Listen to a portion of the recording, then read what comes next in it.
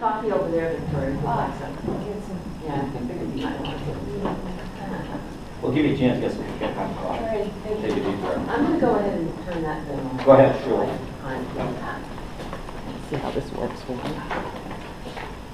You forgot coffee after snoring. Oh, it's already on. You said to turn it. It says record, right? Yeah. I don't do that very well.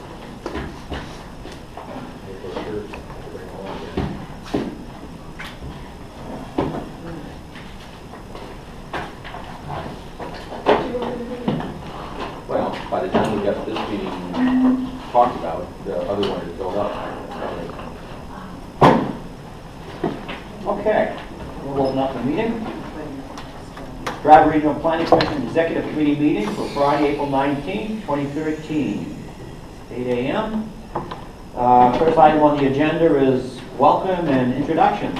So there are one or two at least new people here, so I'm going to start going around the table and start with Bill. Bill Conrad of Somersworth. Kenn Ortmann representing Rochester. Tom Crosby, Maverick. Bob Jaffin, Rochester. Brown Garden, Strafford Regional Planning. Paul Robidas, Somersworth Planning Board. And Brian Tapscott, Somersworth. Okay. The financial reports for March 2013 are available at the meeting. So, packet someplace. And unfortunately, I can't explain anything for you, so. Do you want to go jump over that till Yeah. Cynthia? Okay, why don't we jump over that for now? We'll jump right down to action items. And we have a motion to approve the minutes of the March 15, 2013 Executive Committee meeting. Also moved. Motion by Tom, second by Ken. I'll second it.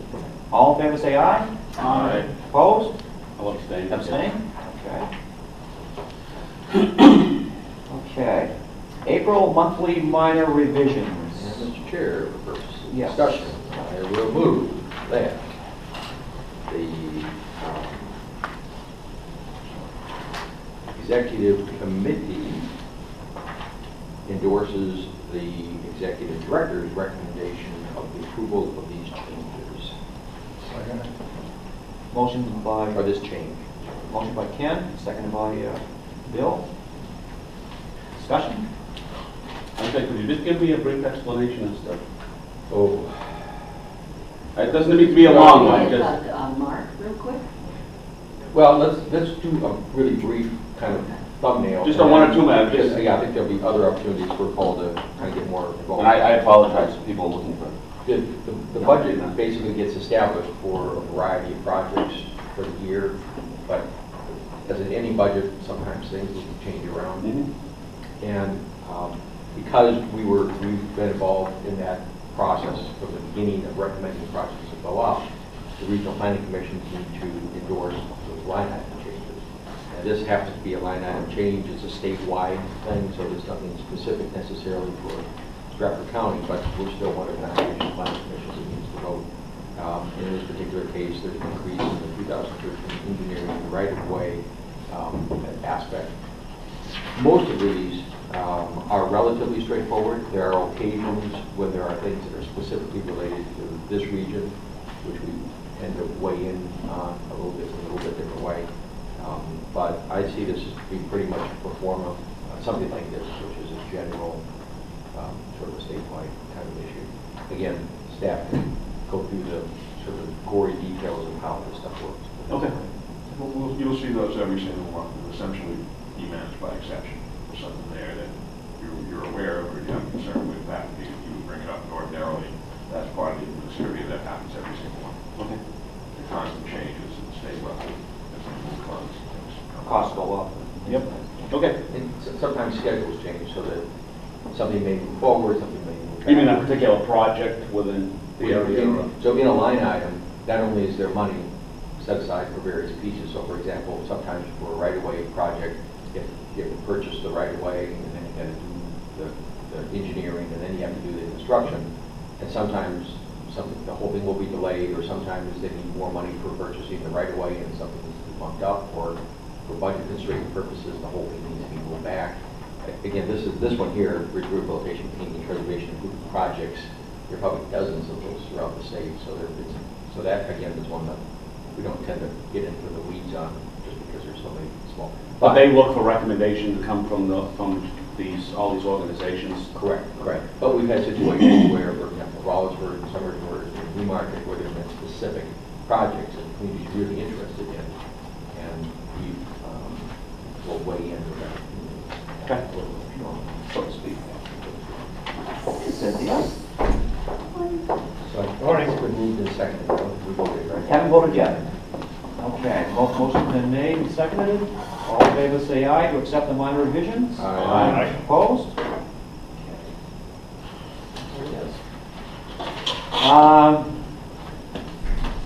Cynthia, we'll let you get warmed up for a minute or so. We jumped over the draft financial reports. We'll go back to that. Okay, let's jump down. Item C, Executive Committee slate of offices for recommendation at the annual meeting, which is going to be Thursday, May 30th. And yes. I'll make a motion that the slate of officers shown on our sheet be presented to the full membership with our recommendation to adopt. Yeah, there's only one issue though, because Bill Connor and Bob Jaffin, they're no longer alternate. They are full-fledged members of the executive committee. So the only alternate we have remaining is Ed Jansen, and we're still shy 2 more members for alternates. So is this just a typo then? I think it is. I just want to make it easy. So, that correction. I'll move. Well, the motion's been made. It's been seconded for discussion. For discussion. Okay. I don't know if it's appropriate at this time, but I would also at some time like to make a motion to appoint Paul Robidas as an alternate to the EC committee. That time would be now, I assume.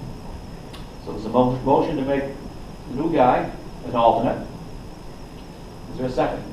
I'll second that motion. Discussion? Oh, so this is an amendment to this. That's also an amendment to this too, yes. Yeah. So to amend this slate to include Paul as an alternate from Somersworth. Yeah. Discussion. Yes, go ahead. Yeah. Paul, would you like to explain what you do for the city of Somersworth and a little history about yourself? Well, I do. I was born and raised in Somersworth, so I've been there a long time. I'm a person that believes in community a lot. I believe that if you're going to live in a community, you can't just take from it. You got to give back to it. A lot of us see a lot of people that don't give back. I'm involved in the E911 committee in the city. I'm involved in the traffic safety committee in the city. I'm on the planning board. I'm also a commissioner for the Somersworth Housing Authority as well.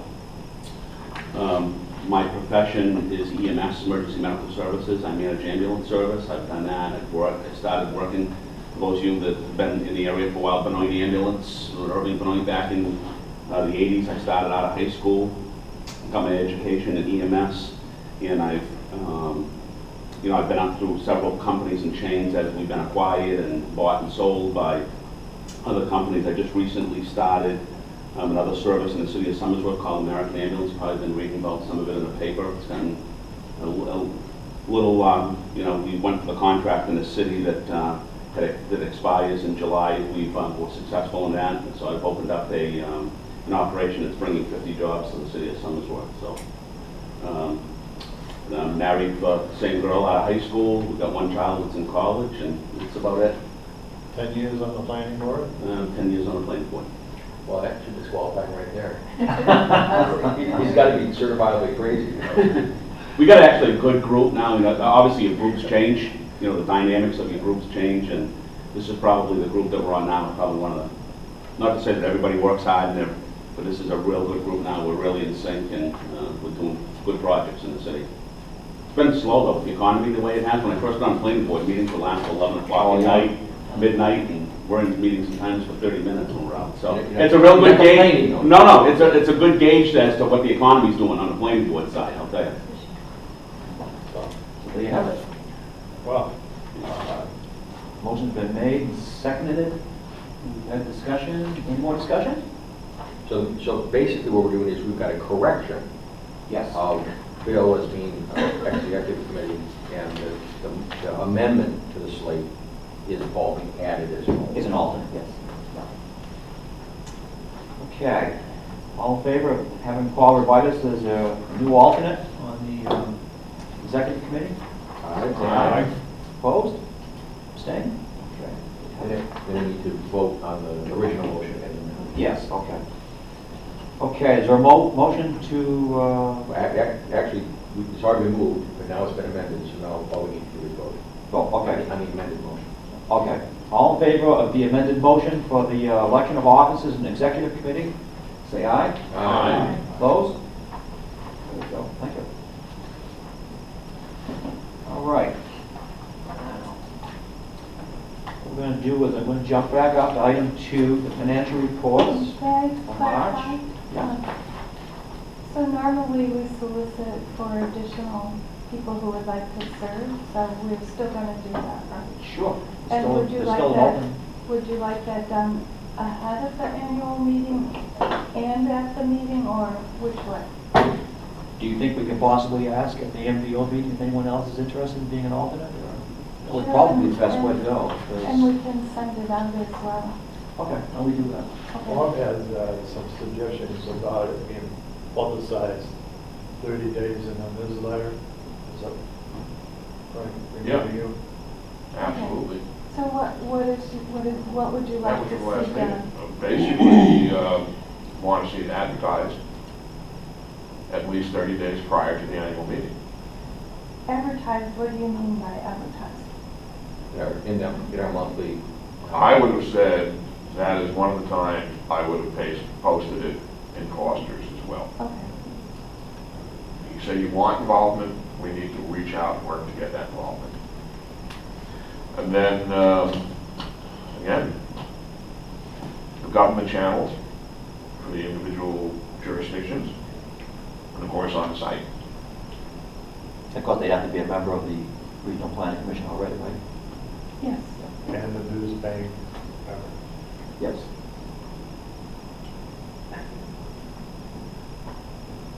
Is that what I'm hearing? They have to be a news bank? Well, they have to definitely, Yeah. Yeah. Any other discussion? I guess that's the way it's going to be. Cynthia? Okay. Okay. And we could probably mention it in passing at the MPO meeting following this meeting too. Okay, back to the financial reports. You received your financial reports, and then in the executive director report, it talks about it. There's a discrepancy in what is recorded for revenue on the aging report and profit and loss statement. So there'll be an adjustment, which you'll hear about at the May meeting. So Tammy is out, and I was unable to ask the question. It's I think it's the coastal grant. I think the discrepancy is the coastal grant. Originally, that was in our revenue for the month, and then we received word from the coastal program that we had to delay that because we would have used up all the federal funds, and so we had to delay it until we our invoice until we completed all the tasks at the end of the contract in June. So. We pulled the coastal grant, so I think she might have accidentally kept that in the profit and loss statement. So that it's just under $3,000, which I think was about what the final payment was. So but what I'm was- not clear, so I So don't we'll have want- an explanation next month. Yes. Why? That's it. Otherwise, the numbers look good. We we billed that 86% of our hours were billable hours last month, which is pretty tremendous. Any questions for Cynthia? Thank you, Cynthia. Yeah. Okay, moving on to item 4 for discussion purposes. HUD Granite State Future update. Requested by Victoria. I called into Cynthia yesterday just to check with her to kind of get a sense of what the scope of this discussion could be. Because I don't want to do, what's appropriate to talk about here. I have a number of issues I'd like to bring up in some form.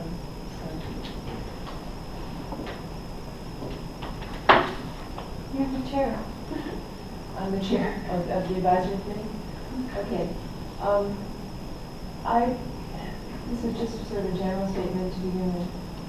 I feel from the beginning of this process that I've been observing that Regional Planning Commission, this one in particular to start with, has been on the defensive about this whole process of updating the regional master plan.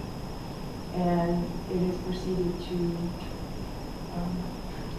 it hasn't affected the advisory committee so much that I'm the chair of.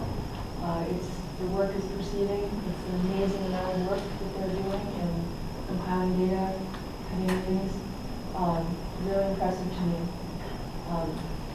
And it seems to fit perfectly with what I would think a regional master plan update would be about. It's what the whole thing has been politicized, and I think that this regional planning commission and the regional planning commissions in general should take more of a proactive approach to it, because it's going to continue to be on the defensive about it, and I see it only getting worse if something doesn't change. And I just so happened to catch an email yesterday that Cynthia sent of an actual fake Granite State Future website now that has all of the litany of complaints about this whole process. And I just think that it's just a very graphic way of seeing how absurd this whole thing sounds. So I'd really like some input from the executive committee about how you see it and what you think the role of, not necessarily the executive committee, but the regional planning commission could be in addressing it. Any comments, questions? Well, myself personally, I'd like to see this litany of remarks that you're talking about, and then what you would give as recommendations for corrective action, and possibly put out a request for feedback to you through email or correspondence to you or Cynthia. So that would be one way of getting feedback. When you say litany, are you talking about the website that I referenced? I have a copy. I have copies.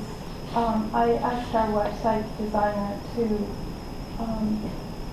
check the background on this.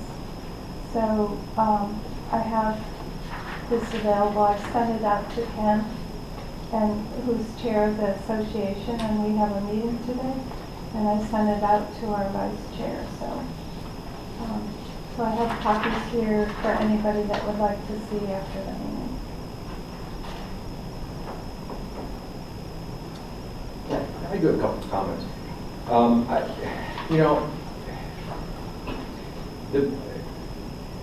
I think what this Regional Planning Commission has done with respect to the implementation process has been exemplary and has been actually pretty effective.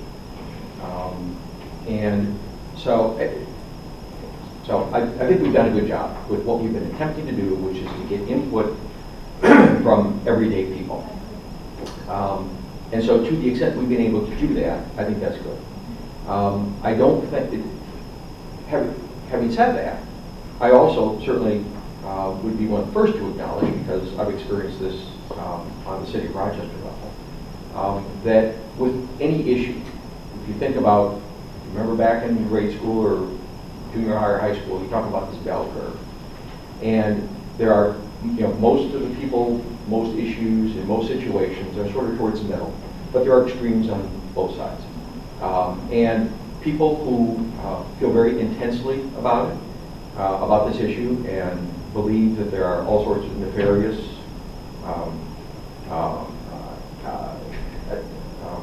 approaches, or that people are trying to do something that takes people's property rights away, and all the rest of that kind of stuff. Frankly, I see that as being a fringe element that doesn't understand what it is we're attempting to do.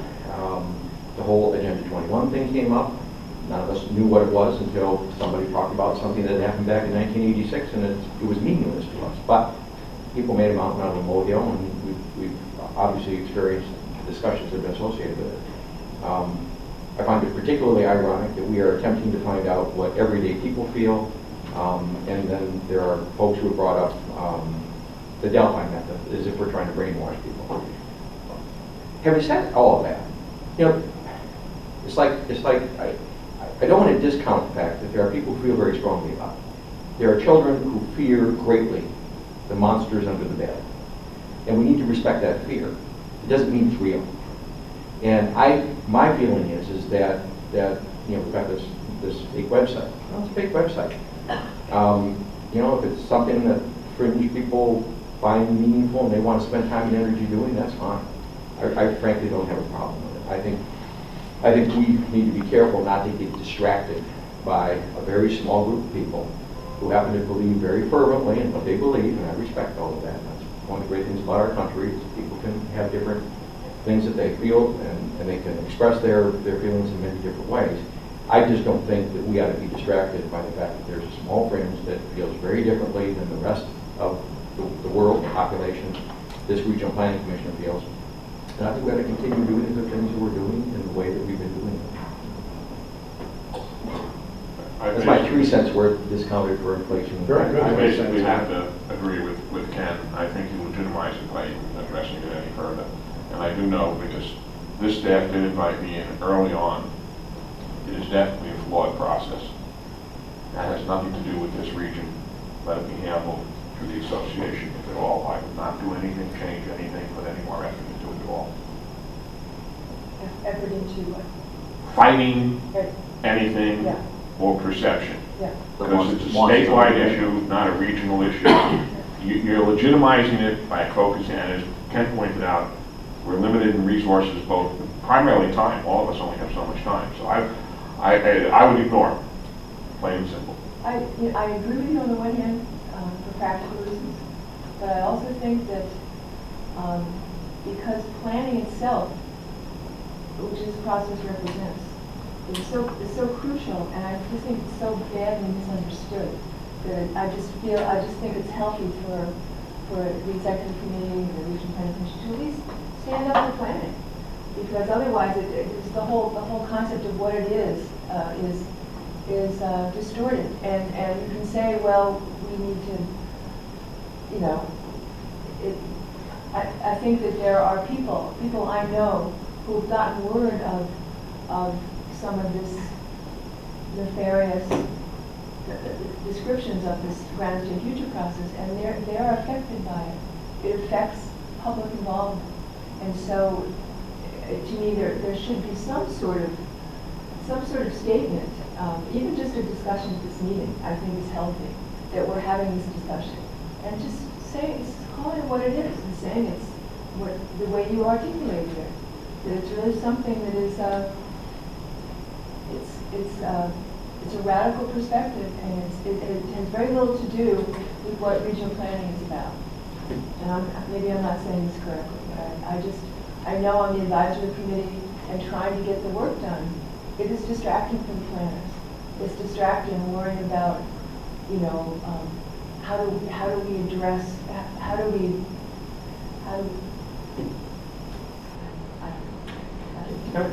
And it may parallel a little bit what you're saying, Victoria. I mean, frankly, my profession is planning on the local level, and I've been involved here on the regional level as well.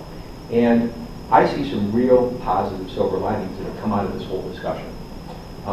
One of which, frankly, I'm just really impressed that people seem to care as much about planning as they do.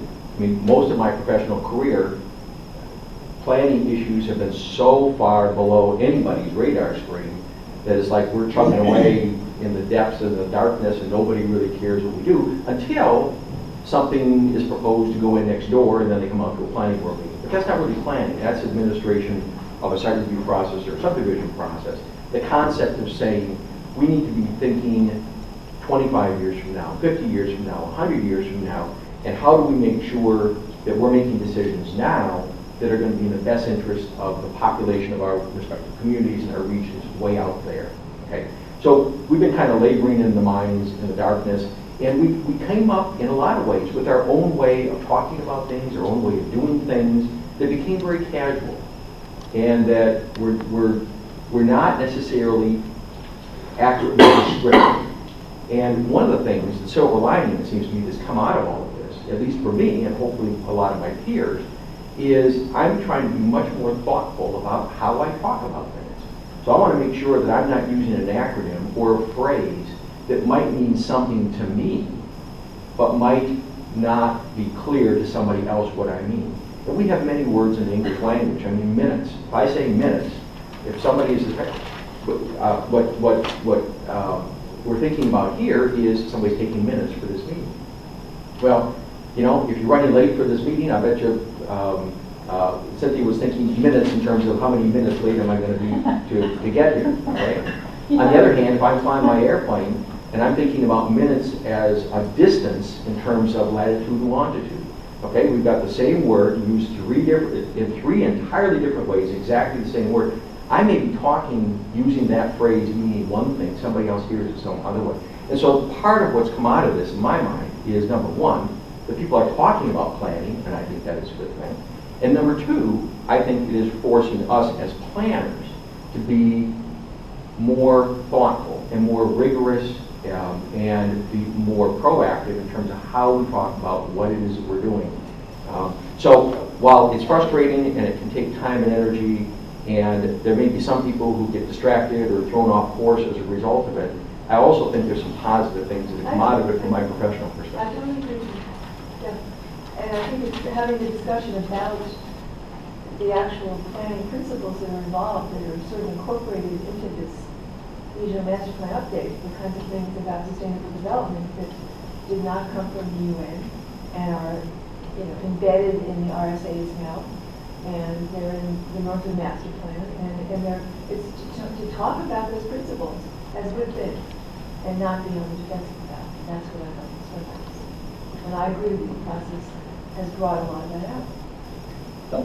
I think we should always keep in mind that these organizations that come before the committees that are against Granite State Futures, and we feel that there's some sort of a conspiracy, that they have a constitutional right to air their views. And we should listen to what they have to say. There could be some issues that we need to really pay attention to make sure that we're doing things the proper way, and to have an established checklist to go through. But always honor their constitutional rights. Be careful what we say. Be careful with wordage, that we do not offend them. We don't want to stoke the fire. But this is a planning organization. You have to realize this. And these master plan programs are the programs that we support. Hope that didn't sound too far-fetched. Any more comments? I just think it's good to have this discussion. Oh, yeah. Yeah. Thank you. Okay, you're welcome. Okay, next is the first review of the fiscal year 2014 budget. You received it in your package last night with my report, and it's just the revenue page. So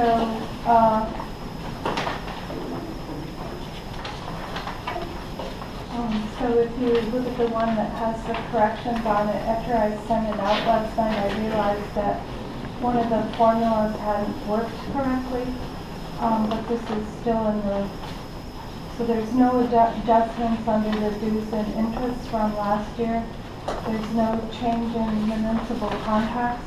And for those of you who haven't served on this committee before, when a contract is not signed or it's still pending or we've sent in an application and we haven't heard, I put a $1 placeholder in. So that is our conservative way of budgeting for revenue flow so that we don't commit ourselves and you don't sign off and as a commission approve a budget where the information isn't correct. So so that's what the $1 means. It's a placeholder. Can I ask GIS. a question about that $1? Is that Yes. dealing with the brownfield grant? The $1, let's see, where did I put that one? That's in the second thing from the bottom. Brownfield University grant, Hampshire. yeah, that's a $1. So we will hear in May about that. What is that? It's a collaborative between, it's a consortium. The brownfield? Oh, but brownfields, okay. It's an examination and assessment, first level assessment of properties that may or may not have hazardous materials through activities that have taken place. Okay. And so we did a consortium grant application, and the lead was the Department of Environmental Services, their brownfields program. They've done these and been quite successful throughout the state. And then we're a partner, and then the city of Somersworth is a partner. So the way the grant was written, it's a 3-year grant, and for $600,000, and Somersworth would get $25,000 to use for activities to support carrying out the roles and functions. So a lot of it is education, going out and seeing that people are participating in the program, that have properties and they understand why it's important and how it works. And we would be doing the same thing.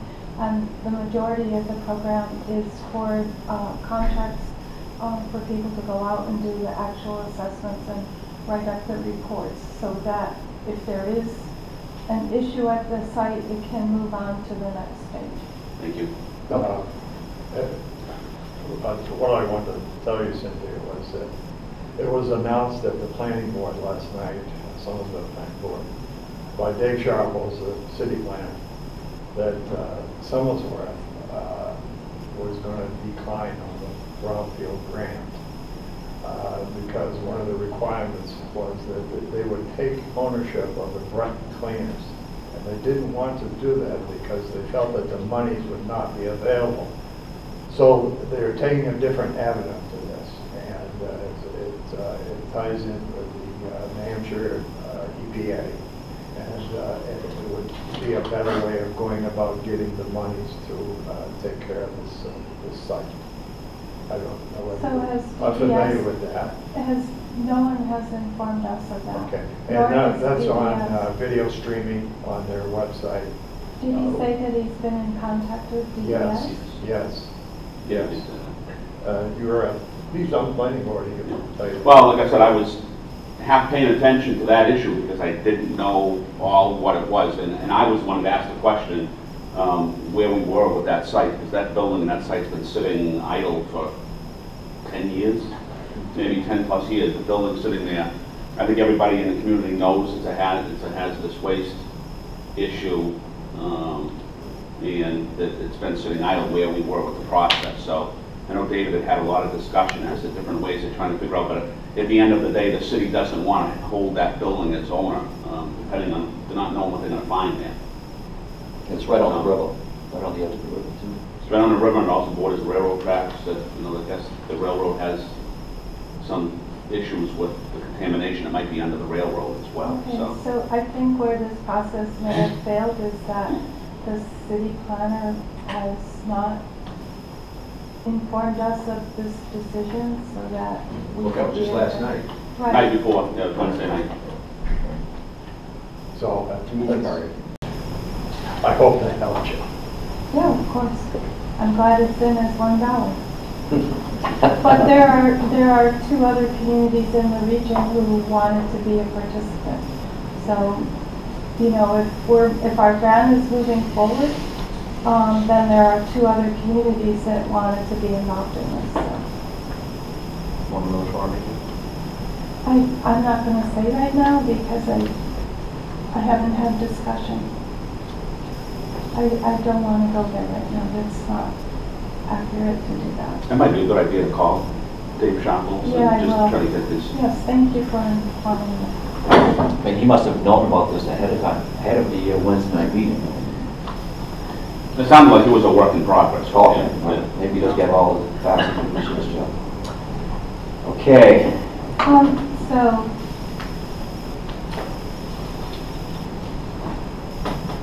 there are a couple of other projects. The coastal grant is increased in size, and we have a new grant for the local drinking water source protection.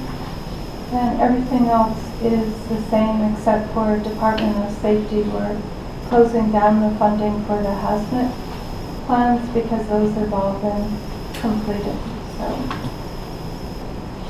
that's it for now, and I'm going to work on the expense sides. Right now, I've done a very brief preliminary, and based on what I've showed you right here, we have some additional funds to use for changes in categories and expenses. So I just haven't had a chance to go in and update the formulas that I need to do for personnel, which is 75–78% of the budget. So it's not that there isn't sufficient funds, I just haven't had the time to go in. We have a small surplus and we should be able to provide salary and wage adjustments. I just haven't done it. I've got to have some space of time that I can do that. Understand. So that's where that is, and we bring this back to the executive committee in May, and we have a full discussion, and then you advise me, and then the executive committee as a whole makes a recommendation to the commission as a whole for acceptance and or approval at the annual meeting.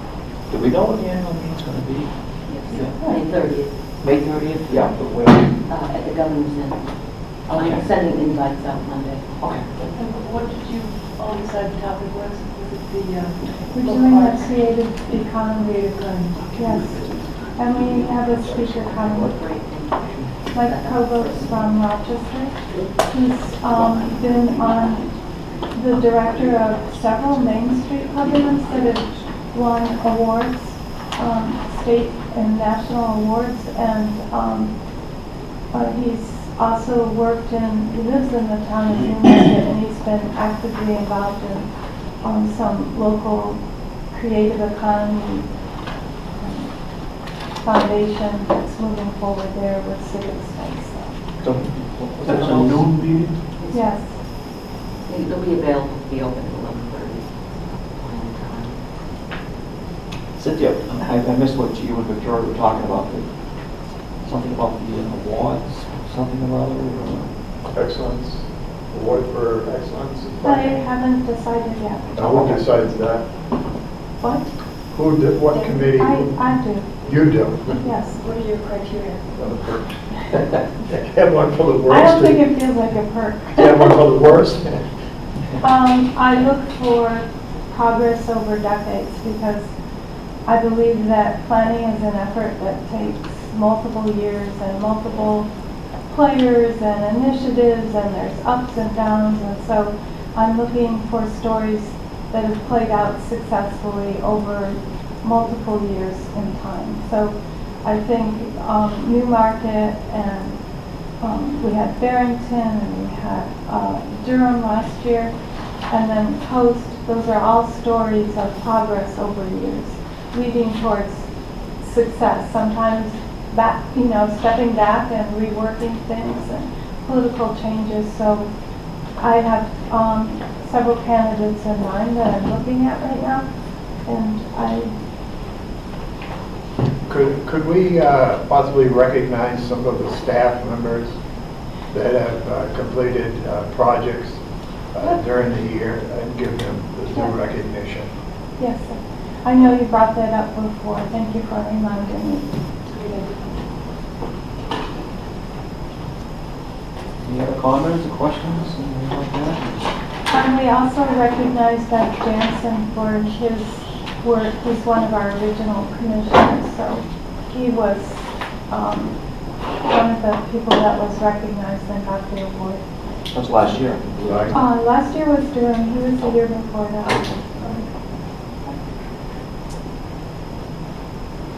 I mean, he's been 35, 40 years now, so. Yeah.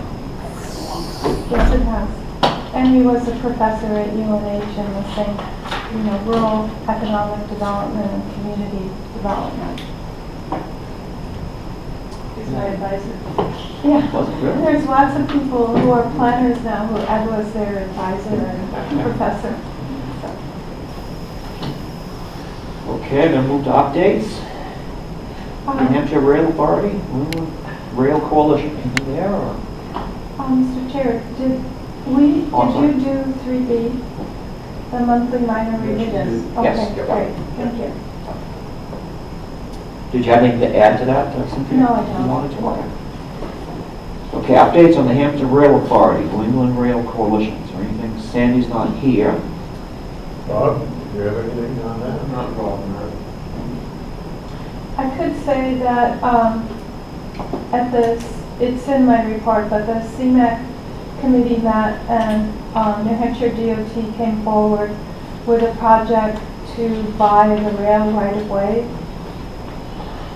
What is the name of that branch? Do you know? I don't know. I know It's the branch that runs from Portsmouth down to Hampton. And then 15 years ago, they bought the right-of-way from Hampton to Seabrook, and it's the branch that connects to Newburyport with the commuter rail service. So they bought the right-of-way at the late March CMAQ meeting. They had a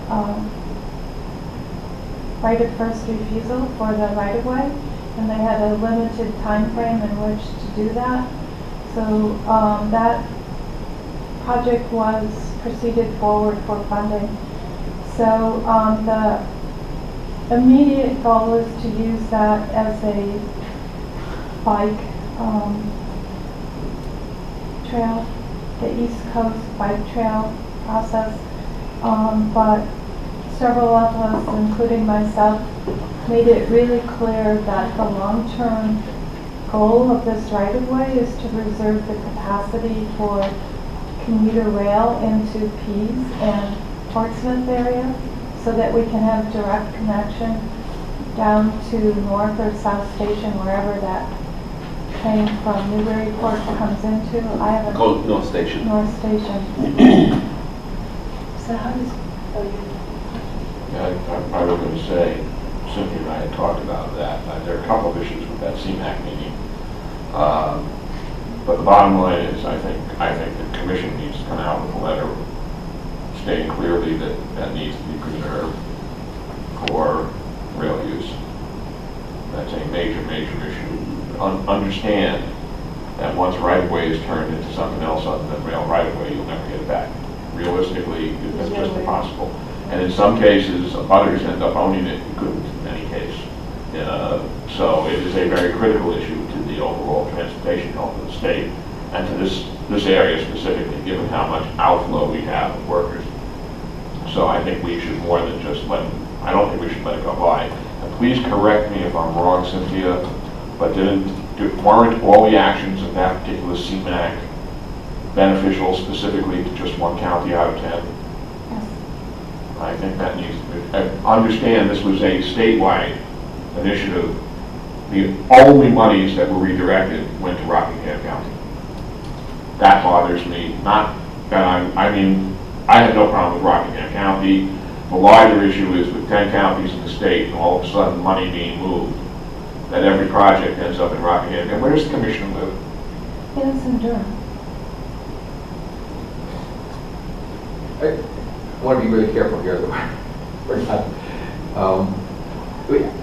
One argument I think that could be made is that what we have, the connections that we want to make from Strafford County are impossible to happen unless the things that need to be preserved in Rockingham County are preserved. So I don't know that I don't know the ins and outs of how decisions were made and all the rest, but I would like to think that at least my dealings with state officials is people aren't making decisions based on their personal, where they live and things of that sort.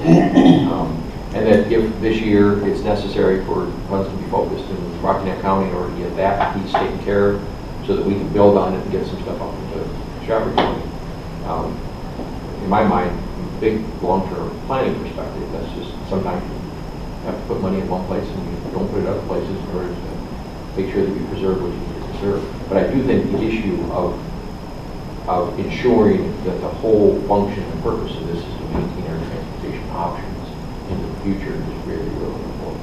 That maybe in the meantime it's used as a bike path or some other rails and trails sort of type thing, but the fundamental purpose of this thing is to provide transportation.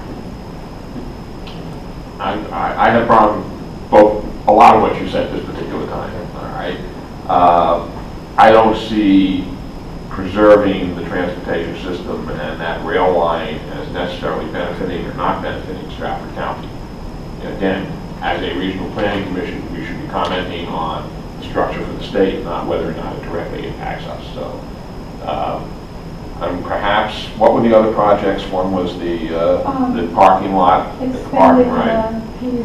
Parking ride, the expanded parking capacity there. There were two options they were considering. And the third project was, there was an approved Peace Development Authority applied for a multi-use trail bike walking, and that needed additional funding to address issues for wetlands and endangered species. One of the major issues, if I remember correctly, with the expanded parking is totally screw up bus access. That doesn't make any sense. That'd be crazy. That's where they want to put in the parking, so he won't have the current approach he has to get his buses in physically into the terminal. The circle.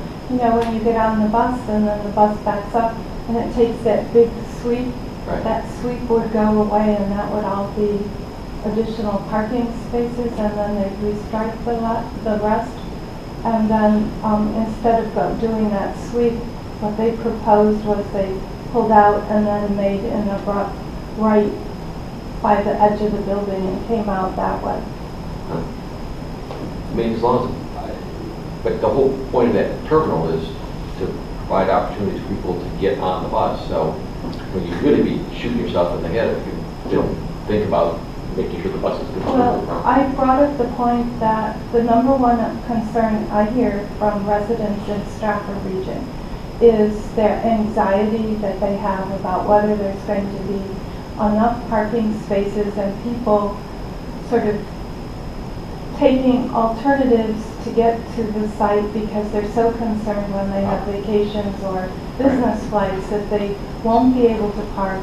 And so I asked them very plainly, could they, at this point in time, look at ITS so that there's real-time advisement? So I didn't hear anything. They said, they didn't say that they would be addressing that. And I would also suggest realizing there may be engineering out there I'm not aware of because I wasn't originally involved. Strafford County, you can get on the bus in Dover, is an alternative increased parking in Dover. I don't know. I don't know if they're landlocked so that no land would be available, but that backs up partially to the turnpike maintenance facility, doesn't it? No, the turnpike maintenance is on the other side of the turnpike. So yeah, that's right. You're right. Okay. I'm just thinking. But that's a busy. I mean, every time I was been there, started slow and it took off pretty quickly. But what I'm suggesting is, based on the report I got when I have to come in to talk about something else, I have great concerns about what's really going on and the exposure to the entire association, if you will, for better input and feedback. So I'm suggesting this is one of those cases where I suggest we would like to ask for more information and suggest that some of the other planners might have additional inputs. Maybe they want a parking lot next year. Don't get me wrong, I'm not suggesting. The point is, from what I saw, there were serious issues with their technical proposal for that parking lot, and this whole idea of rails to trails. It's very hard. It's easy to say, well, for the time being, do it, but try and reverse it is terribly difficult. And I think that's a critical piece. Could you, in what way is it terribly difficult? It's vested interest. Is it vested interest, so it's, but I mean, technically speaking, is it? I mean, it depends how it's handled. Yeah. If it's handled, if the state turns it over to somebody else, you're never ever getting it back, as an example. Right. You know, the Seacoast Bike Riders Association. Right, that, You need to preserve the right-of-way with the correct organization. I would suggest take a look at, Ken, I'll ask you, do you believe we would ever be able to get the snowmobile trail back as rail? And if not, tell me why. This is an area I haven't looked into, but you know exactly where I'm talking about. From Spalding High School all the way up to the Farmington line. Yeah.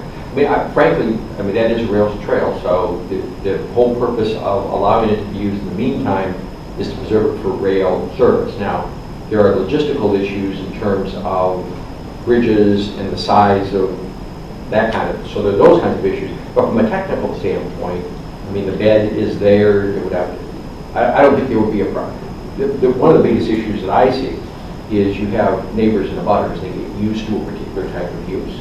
And so I don't know that it's going to end up being so much of a practical thing as it is a political thing where people get concerned about what's going to be the impact of my property. It's been this way for 20 years and now all of a sudden you want to change it. You know, and those are, frankly, those are the kinds of things that from a planning perspective are really, really tough because you are talking about this balance and looking at issues that affect the region as a whole and affect people who live right next door. And so those are the things that are so tough. Let me give you an example. The fight in Brunswick is heating up tremendously. There's about permanent layover facilities for the Downeaster. And the only way they'll be able to provide them the service they need early in the morning is to have that layover facility. And it's some of the very same issues we're talking about here. So that again, that's a very current issue as a matter of fact, and that's becoming a state issue.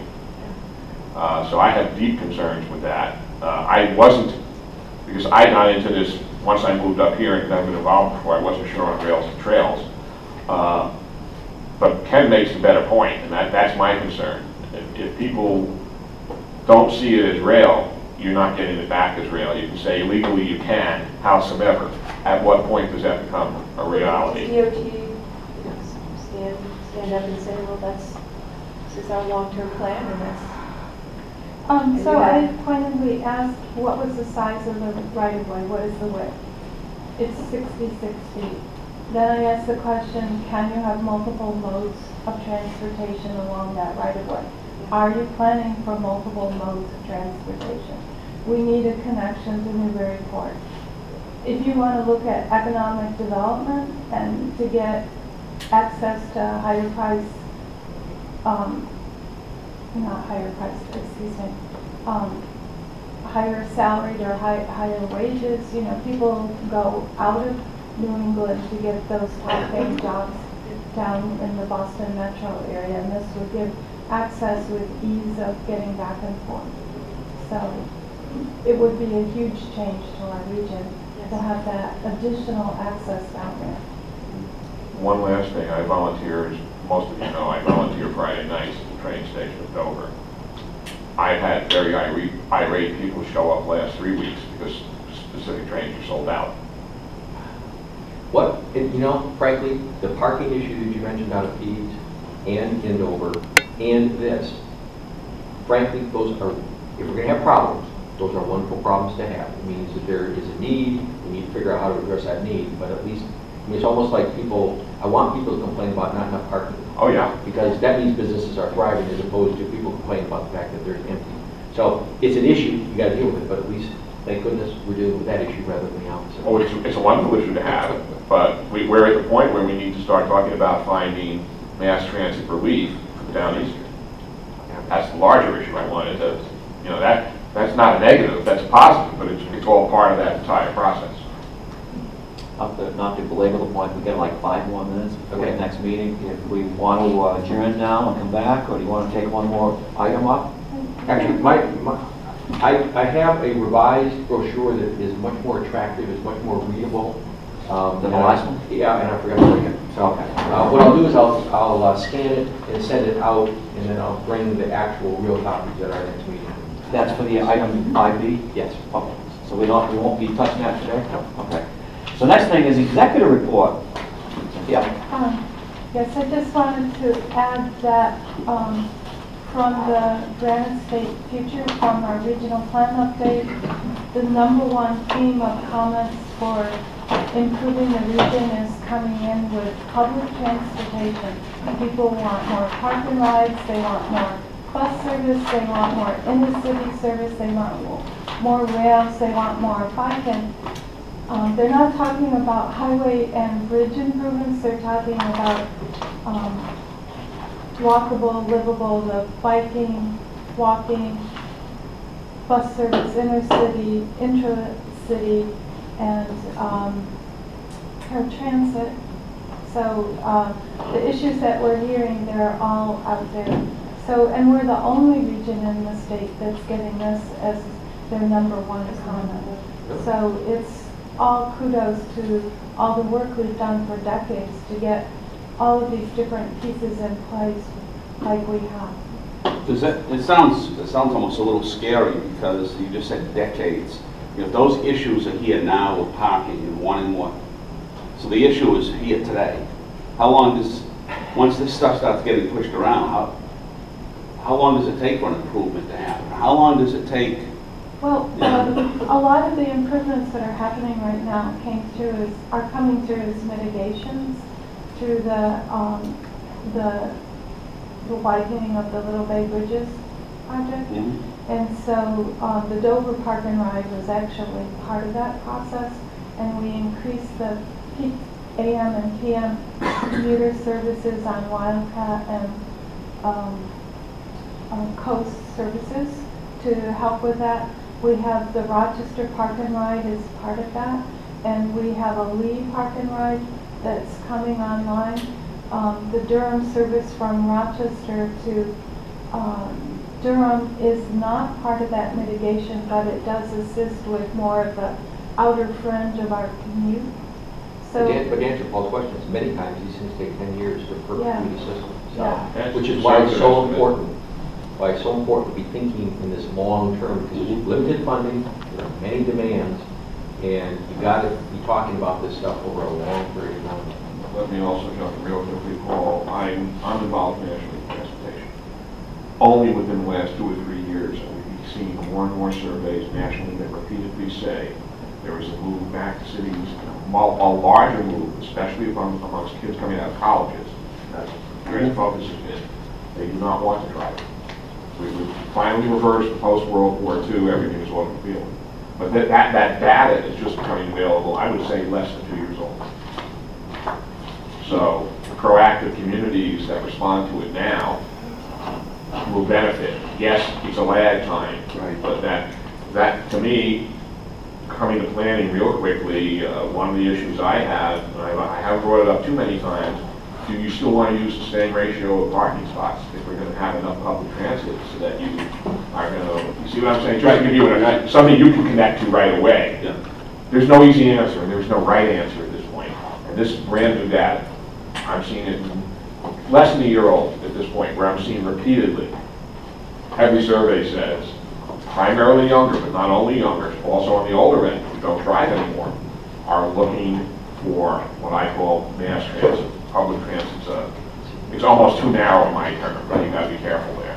Fires- oh, go ahead. I would like the committee to look at item number 12 on the list in regards to indirect cost adjustments, and if there's anybody that has any comments on that, to provide them to me, not now, but I have a week or so, 2 weeks, that I can make a decision. By the 1st of May, I need to make a decision about how we move forward with that relationship with DOT, so. And that's the all. spend down? No, That's the. well, indirectly it relates to the spend down because I have to reserve money for adjustments, and so if you have any comments or thoughts for me, please just let me know, because I think I'm tending to go that away from the process that we've had because it's just too stressful for us, everyone. So. Mr. Chair, I'm willing to make a motion that we recess if there are things we need to come back to talk about. So I guess my question to you, Cynthia, would be, so nothing under, is there anything under other business that we need to come back for? I won't be able to come back, just so you're aware. Bill's going to have a couple of things about the business, so why don't we recess and come back? I'll make a motion that we recess to follow the Motion by Ken, second by... all in favor, say aye. Aye. Opposed? All right.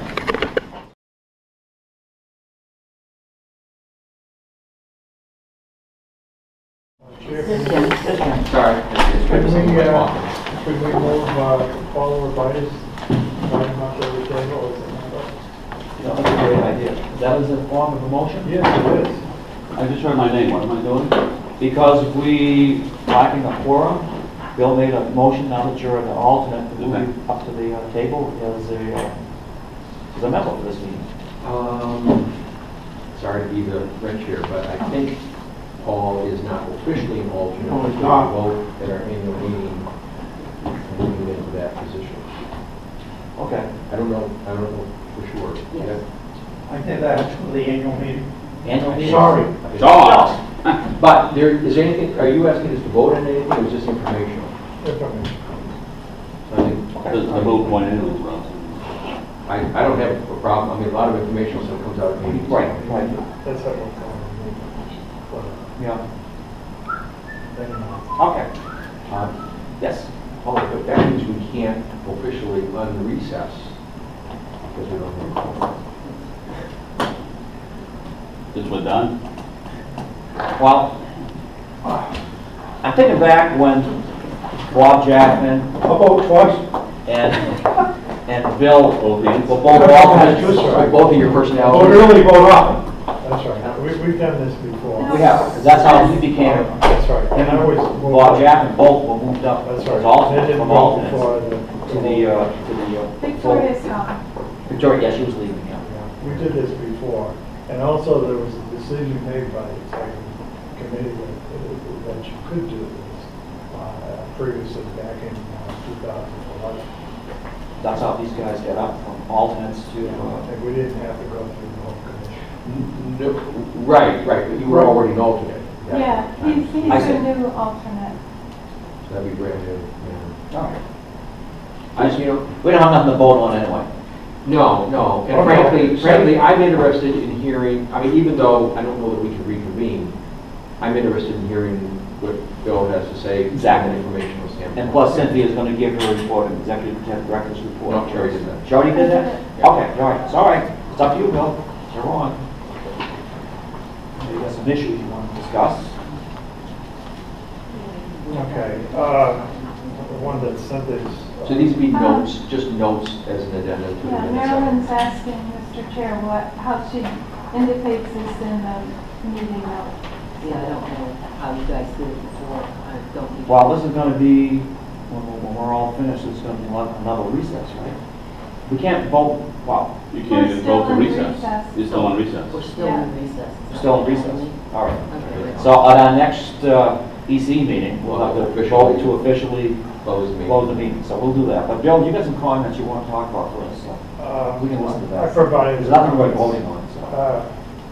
Per request to Cynthia, dealing with the goals of the executive committee and asking to to include a new goal of the establishment of the Economic Development District Nonprofit Foundation, 501 of development utilizing RSA 36.49X exempt status for charitable causes, and Cynthia has thought this was a good idea and she's moving forward with it.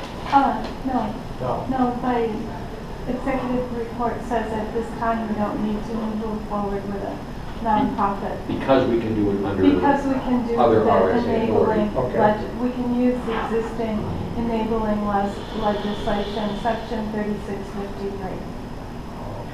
Yeah. Okay.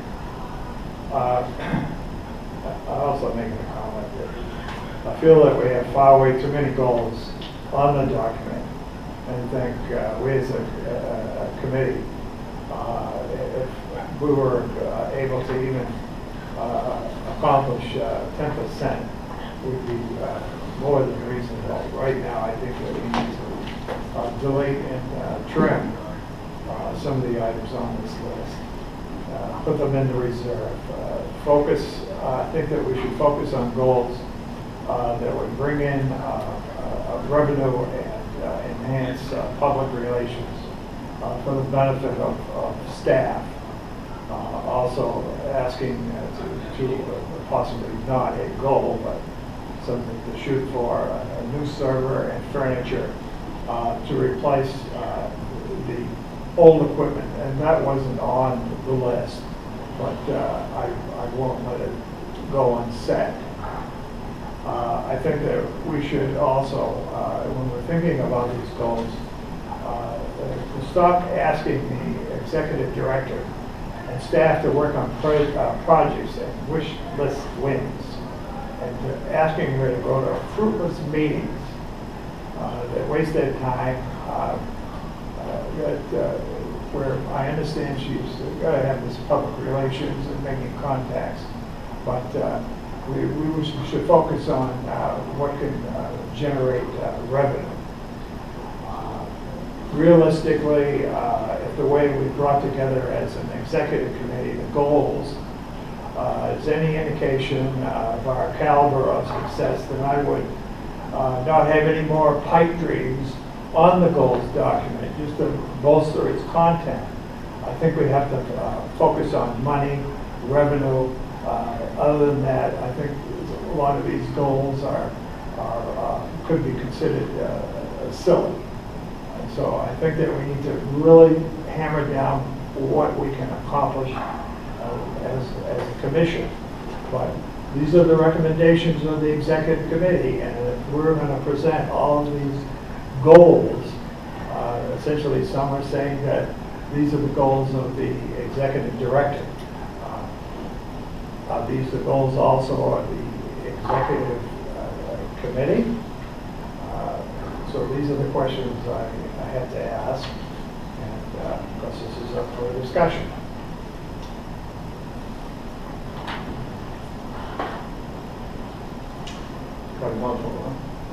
I mean, just one comment. I agree with you that we need to be thoughtful about the number of goals that we have. Because otherwise, you can spread yourself so thin. Nothing gets done then. Yeah. It'll spin the wheels. So, yeah, and there may be some of those things that are listed as goals that are sort of philosophies or general approaches or overarching. It should be mission things or something of that sort. Maybe don't even. I don't know, but I agree with your point that if you have such a huge list that you can end up diluting your time and energy so much that you don't really get anything, then it's just more frustration. What are we asking the executive director? Is this a list of items? We're saying, well, we'll ask the executive director and staff to do it, and they're already overburdened, and they have difficulties in just doing the work that they have.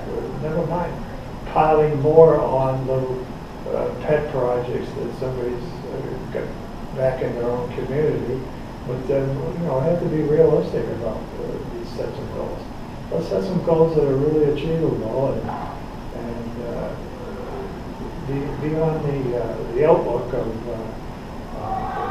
helping staff and not overburdening them all the time. This is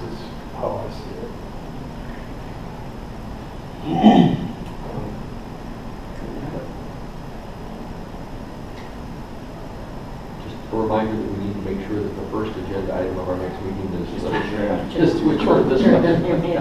Only two. You got a So report the for that? documents, Yeah. the document is fluid, it's ongoing, it's something that we Do you want me continue to to. bring back something that I feel that, that I think takes away any unnecessary That's good. focus? Or maybe triage, it, sort of, these Yeah. are the most important of these, if we have Okay. time, and these are. Okay, I can do What's that. achievable? So we have one more EC meeting and one more NPO meeting, right? Yeah, we do. In May, right?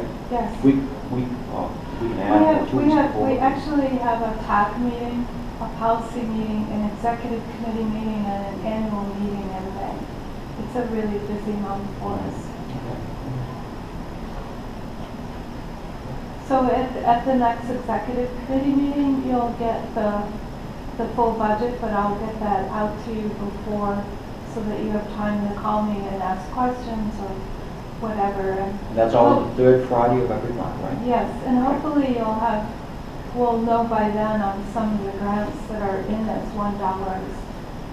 You know, but right now with the $1 placeholder, everything looks fine. I would make a motion that we leave this room. Can't make a motion, can't vote. Can't vote. Just get up and walk out.